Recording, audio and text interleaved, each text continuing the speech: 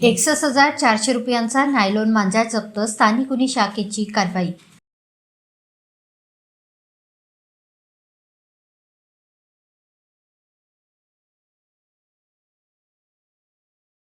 स्थानिक गुन्हे शाखा चंद्रपूरच्या पथकाने बातमीदाराकडून मिळालेल्या गोपनीय माहितीच्या आधारे पोलीस स्टेशन रामनगर हद्दीत गौरव गोटेफोडे यांच्या मालकीचे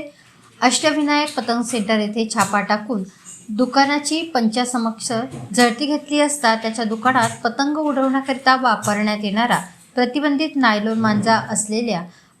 58 नग चक्री किंमत 61,400 रुपयांचा माल अवैधरित्या विक्रीकरिता साठा करून ठेवला असून सदर प्रतिबंधित नायलॉन मांजा हा सारंग राऊलगडे बल्लाळशाह यांनी आणून दिल्याचे सांगितल्याने मिळून आलेल्या सदर मांजा चक्री जप्त करून दोघांविरुद्ध पोलीस स्टेशन रामनगर येथे गुन्हा नोंदवण्यात आला असून पुढील तपास रामनगर पोलीस करत आहे।